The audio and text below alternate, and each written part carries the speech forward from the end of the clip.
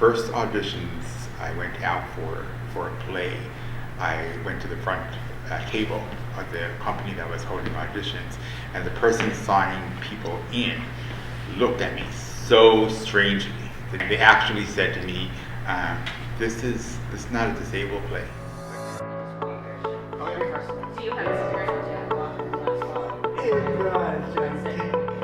My name is Laura Williams. I'm the Artistic Associate at RCA Theatre Company. We produce the Live magazine series now for the last several seasons. We ask curators from the community to come in and curate a show. This particular Live magazine today is a bit different than the others. It's not a public event, but it's co-curated and co-produced with Paul Power from Power Productions, and it's an exploration in accessibility. You know, everyone's really adamant about getting more butts and seats and all that kind of stuff. And I think if you're not inviting half of the population to the party, then you're not going to expect all the butts in the seats. So Paul Powell wonderfully brought in 3 different artists, including himself. So there was 4 in total of different abilities who came into the LSPU Hall main stage for the day to explore different ways that we can be more accessible as an organisation. I think that's why these things are really important, to have the difficult, awkward conversations, because it is difficult and awkward to try to figure this stuff out. My name is A. Powell, and my pronouns are they, them. I have a very varied background, so I've been doing some work in TV and film and theatre, I guess, for the last 2.5 years. I worked with Inclusion NL, so it was a very cross-disability lens.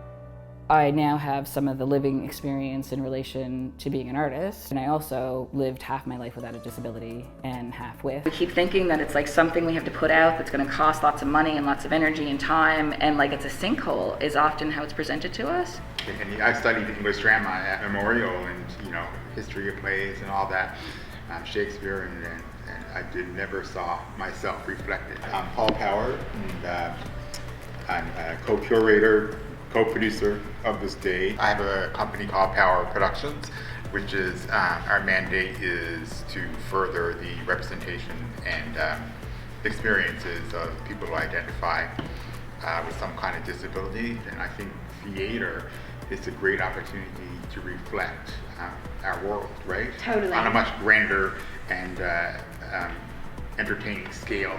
But our real world is, a lawyer might have crutches, or it's just diversity in everyday life. In everyday life. Yeah, accessibility in itself. It doesn't need to be a play about somebody in a wheelchair or somebody with a different ability. It can be a character in a play about a regular play that we do at the hall that has a character in a wheelchair or a character on crutches, and I think that's where we need to break down some barriers as well. How do we include everybody in the room and not make anyone feel that they're wearing a badge that says, I'm here because I'm making this accessible?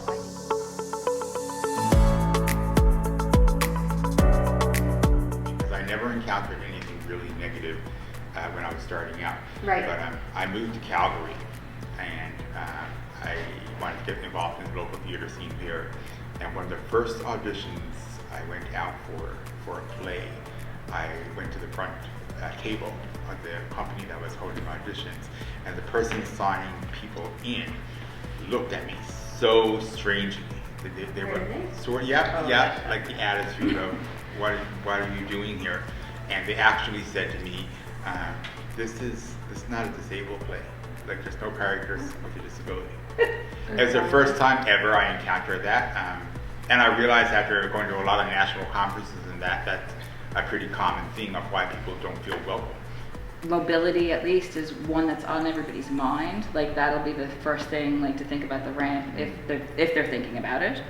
Yeah. But people aren't necessarily thinking about, or even again willing to go to the place of like, well, what about, how are you making your website and the information for your program accessible for the person who's using software that speaks to them because they have vision loss. Right. That's a really easy thing to do if you do it from the beginning. Yes. And makes a massive, like we don't even need to be doing it in Braille anymore, which was extremely expensive and there's only a couple of people doing it. Like that is still something to think about, but now there's so many other ways that are easy, Yeah. but we're not connecting the dots. I want to talk about intersectionality too, like with older people, it's like, oh, but they're just not used to that, or that's not the way that they grew up, and so like a big one would be misnaming. Right. So, okay, well, you can't, like, this is my chosen name, and you can't get that right, and it's like, oh, it's just really hard, and I just know you all this time, but it's this other thing. But when I got married, I specifically chose not to take my son's father's last name, and I had, like, my aunt literally signing, giving us checks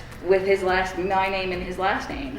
So when it's something that you're invested in, and you do care about, you do make the effort. Or same with like animals. People have said to me, like, you know, if you misgender a dog, people get really upset. But it's totally fine to misgender people, like, which is not. So I think sometimes it is people either don't know the difference or they're not thinking about what they're saying, but there's lots of times that People are. and it's just like, oh, but this is my belief or this is my opinion. And I keep seeing a meme on Facebook that's like, it's not an opinion when it's a human right. The pandemic, oh well, overnight you figured stuff out and got really adaptable. So it's not that you're not adaptable, it's that it's not important to you. Like if I go to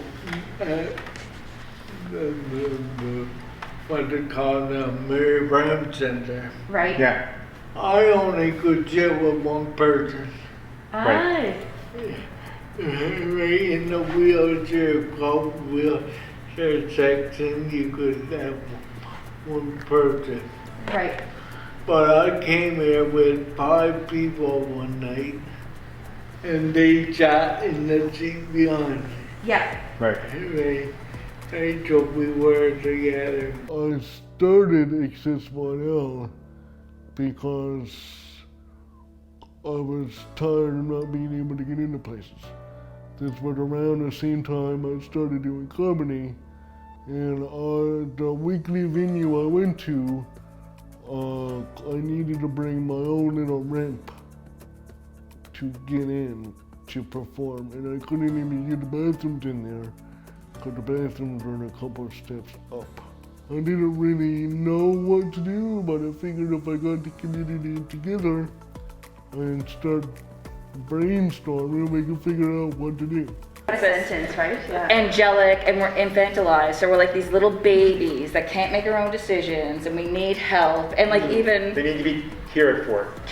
And then like strangers as well as like my family, like if I just want to do something like anybody else would, or like I did before I had a disability, and then people are literally like apologizing for me sometimes, like, oh, she's just really independent, and now I'm like, and it should be they also. Sometimes this was in the past, but it's like, and don't you have that independence and want that fucking independence? Today I feel like it was the beginning of a really helpful and in-depth discussion. I really appreciated that we could be really transparent and authentic, and it didn't feel like it was like, oh, don't go there, or like, you know, like try to keep it all really positive, because my experience actually in figuring out how to live with my disability at 29 and 30, I realized I can be really positive and solution focused, but I have to honor and give time and space for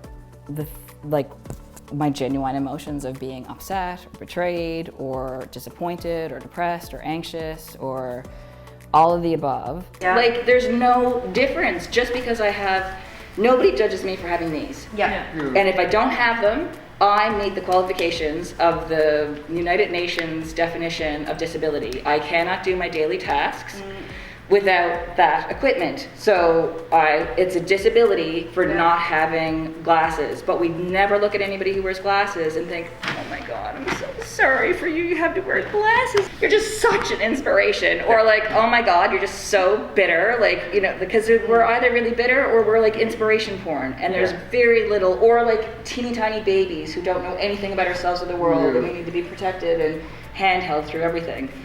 But like, glasses, you don't think it. So guess what? This is just another piece of equipment. Just like glasses, yeah. Right? And it actually gives me more quality of life because I can take the energy I'd use to walk and put it towards comedy or child rearing or all these things I actually want to do. But somebody sees a chair, and then there's also another hierarchy of level, and it's interesting. We have a scooter and a power chair and a manual chair, and all people look different. at all of those differently. And there's different things associated with them, isn't there? Yeah, not only that, people like Roger and myself, we obviously have a speech impediment. So that doesn't really help either. Right. People assume that you're so, I'm assuming you run into this before. People Right. assume that you're not all there because of your voice. You know, it's wonderful that we're right downtown and we are in the community hub, but we are on a ridiculous hill down here that we cannot flatten, much to my chagrin of looking into it. But it makes it very hard for people to get out of vehicles here. It makes, we know from experience, the Go bus has a really hard time coming down here because like parking and then getting people out safely is a really tough thing to do. Only having the one zoned spot outside is really tough as well because it doesn't really allow for people to come and go as easily as they could. Or if you have 4 people who have mobility issues and Exactly. might be needing or using that. Like I almost got in touch with you to be like, hey, are you using the blue zone? Like should I not take it or? Right. Yeah, that kind of thing, yeah. So what solution did you go to the city with?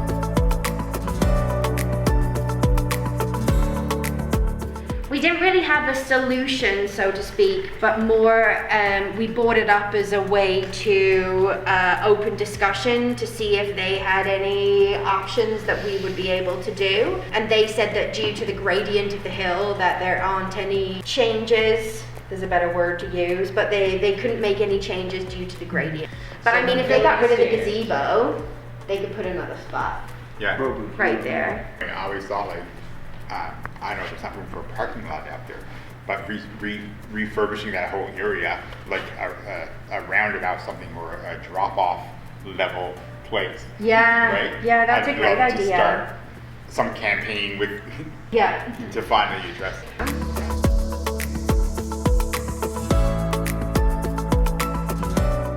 That would be to give some thought to, you know what, we need accessibility behind the scenes. 100%. Because there's some theater practitioners who want to do the backstage side. 100% designers. Like how do anybody with accessibility issues get to the booth if they want to be a designer? Yeah. Even a lighting designer, they can do that from during the process. But then once you get in the space and you want to be running stuff, like how do you, because our lift only goes to Right there. right there. Yeah. It does not go all the way up there, you know. So I always think about that because there must be some people who've been interested. Maybe there's been some people who've been interested in designing and Yeah. stage managing and stuff, and then that barrier has stopped them from being able to pursue those kind of things. Right. And I would love to. I'd love to be able to create a safe way to create the booth like in an accessible way.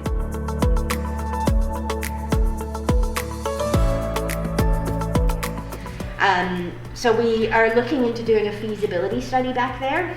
Oh, great. Because you have to get, because if it's a heritage building, there's only certain rules and stuff. So the feasibility study, we plan on getting an architect in here to tell us about what we're able to do back there, to see what our options are to increase the backstage area.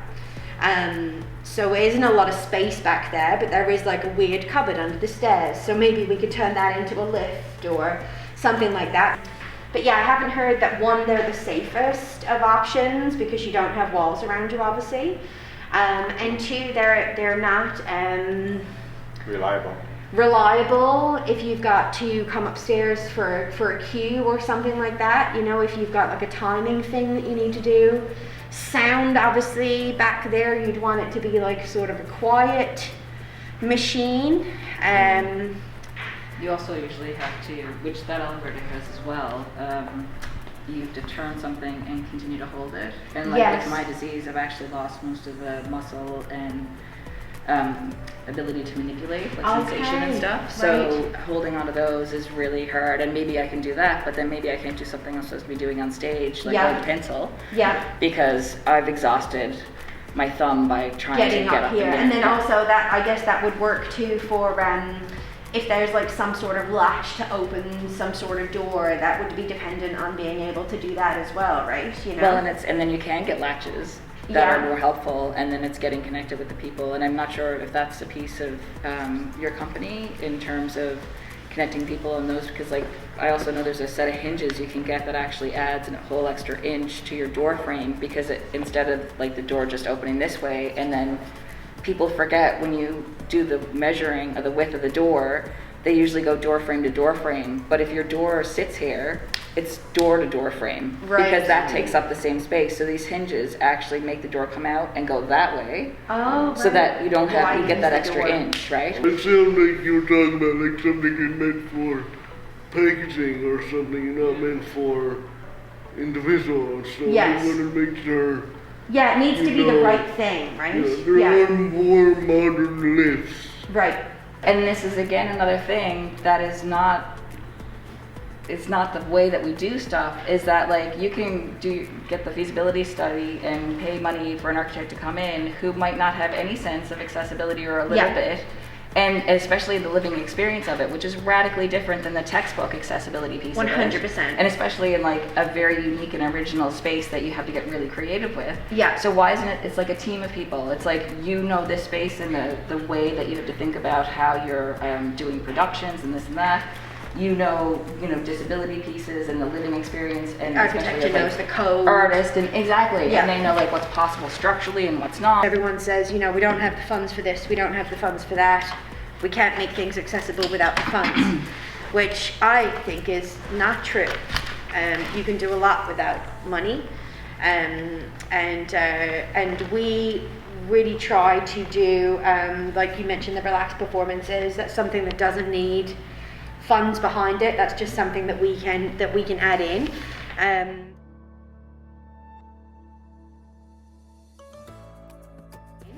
And then we applied for funding for assisted listening and that kind of stuff. Like, once you've got the systems, you don't need to pay any extra money to have those in place, right? We were really, really fortunate that I applied to a lot of different companies for an accessibility sponsor, and we got one for this season. But the funds for it were, so we received $5,000 for accessibility sponsors, and it's just interesting to me of how little $5,000 actually gets you. Absolutely. That was for live description for one show, and I would say that did not cover all the hours that went into the tests, flying her here, all that kind of stuff, So I think it's really interesting. We're going to do a report for the live description so that we can see exactly how many hours went into setting that up. And that's for one group of people who would get value out of the live description, which is, live description is very specific and is needed by a certain group of people, and it's a shame that $5,000 doesn't encompass more, but unfortunately it doesn't. Yeah.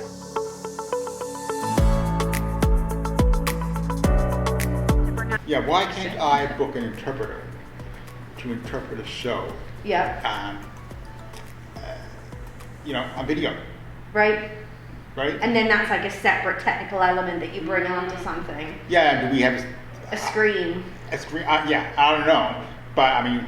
incorporated as part of your set or something. Yeah. And one of the biggest things, one of the biggest feedbacks I've heard is with this ASL interpretation is the placement of the interpreters. You mentioned that, didn't you? Okay, because as well as affording to just have them, productions need to think of them at the initial staging and blocking. Right. Right? So where can we put the interpreters instead of at the last minute? Yeah, they can go over there on far stage left. Right. Because then the audience member is spending their time like that. Right. Having to divide that and the action, and then Just get a bad neck from that. exactly right. So why can't we have a screen, you know, So it's part of the set. yeah, Yeah. or shadow interpreters or something like that.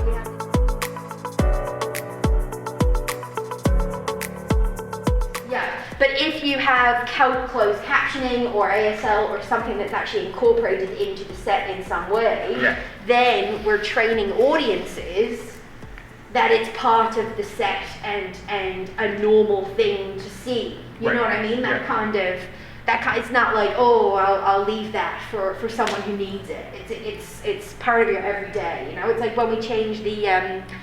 We used to call this wheelchair accessible seating, and we now call it accessible seating because a lot of people might want to sit in these seats that aren't in a wheelchair, and that's cool too, right? But as soon as you call it wheelchair accessible, people are like, oh, well, I'll leave, I don't want to sit there because I'm not in a chair, so I'll leave that. But if you want to, Maybe you just need to sit closer. yeah, maybe you need to sit closer for hearing or for seeing or something like that. So Or if you even call it mobility as well. mobility, Like, just exactly. Walk up the stairs with no walk up the handrail. stairs, yeah, Or, totally. and then there's also me who, like, sometimes I'm walking, sometimes I'm using the chair, so So you don't I have know, to plan yeah. for the wheelchair because I never know when it's going to happen. Yeah. But maybe on that day I'm doing well and I can walk in. Like, Yeah, exactly. Yeah. So if you, we noticed a big difference with selling seats. Excellent. By changing it from Oh, really? calling it wheelchair accessible. Because once you call it accessible seating, people are more open. They don't feel like they're taking it for somebody else.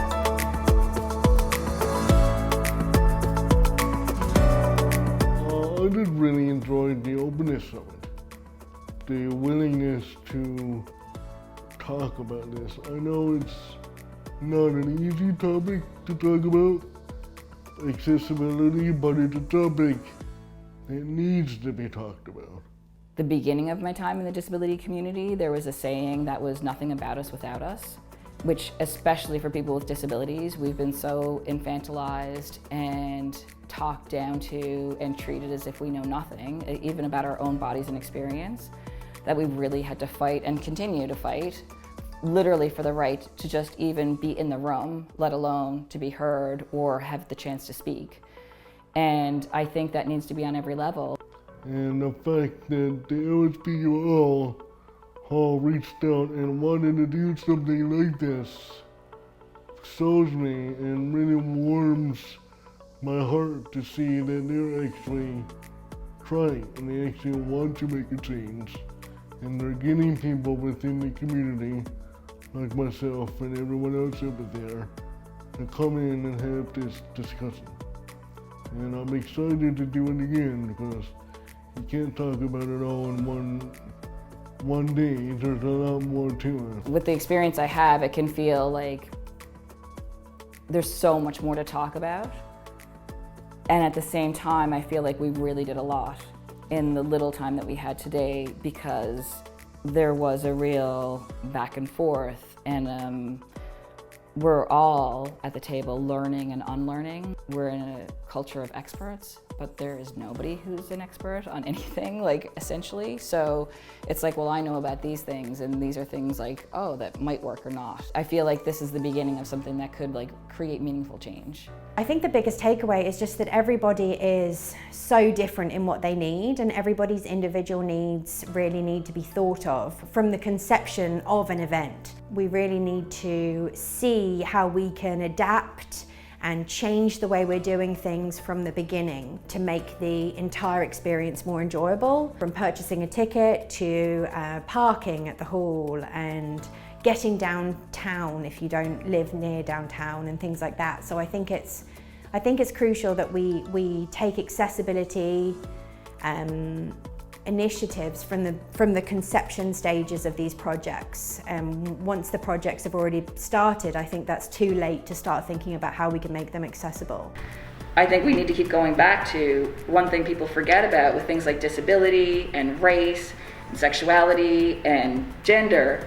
This is our everyday fucking life. We don't get away from it. We don't get a break. And it's the day after day after day after day. Like that, there are times I'm like existentially exhausted. Like I just am exhausted from existing in this world. Yeah. And there's a really great quote from, I never remember his last name, their last name, Alok, and they are trans. And they say, it's not that I was born in the wrong body, it's that I was born in the wrong world.